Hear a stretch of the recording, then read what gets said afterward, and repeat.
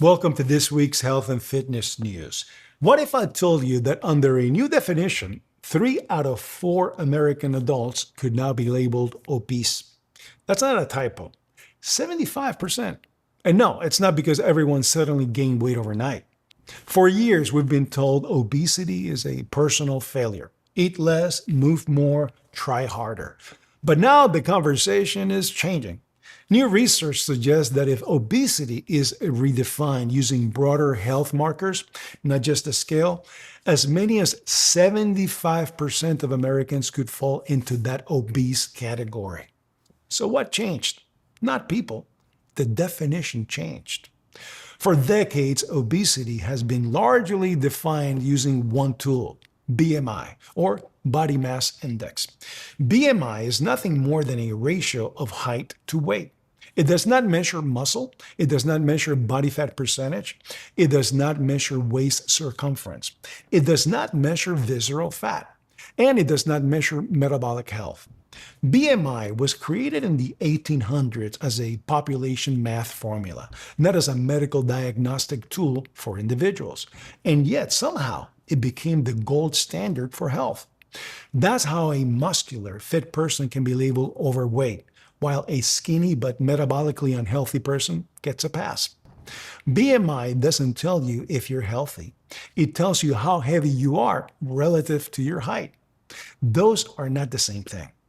The newer approach expands the criteria beyond BMI and looks at things like waist circumference, body fat distribution, metabolic risk, and the likelihood of chronic disease.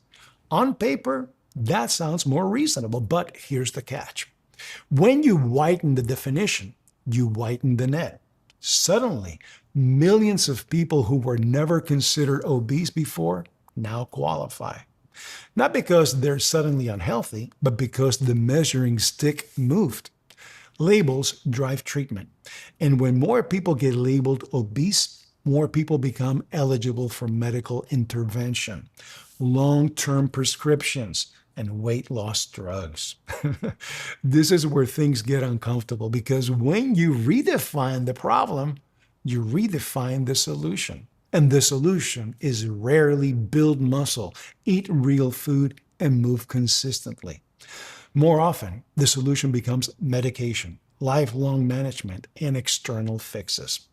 You can lose weight and get less healthy. You can shrink the number on the scale while losing muscle, slowing metabolism, and becoming more fragile over time.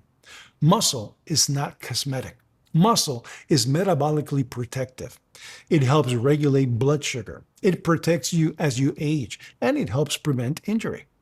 Two people can weigh the exact same amount and have completely different health outcomes. One strong, resilient, and mobile, the other weak, insulin resistant, and inflamed. The scale doesn't tell you that story. As obesity definitions expand, muscle is still missing from the conversation. We're measuring fat risk without measuring strength. We're tracking weight loss without tracking muscle loss. That's backwards, especially as people get older. You don't age poorly because you weigh too much. You age poorly because you lose muscle, stability, and strength. You don't get healthy by getting lighter. You get healthy by getting stronger. So are 75% of Americans actually obese? That depends on what you mean by obese.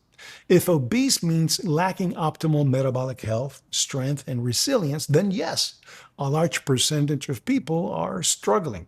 But if obese means failing a broad, shifting definition designed to capture risk, that's a very different question. One that conveniently expands markets, not health. What should people actually focus on? Not labels, not charts, not panic. What matters is waist size trends over time, strength and muscle retention, energy levels, sleep quality, and the ability to move without pain. Health was never meant to be outsourced to a formula or a prescription. It was always about daily behavior, built slowly over time. If 75% of Americans are suddenly considered obese, the real question isn't what label we use. The real question is whether the system is measuring the right things or just the most convenient ones. That's what's new this week in health and fitness. Like the video, subscribe to the channel, and I'll see you on the next one.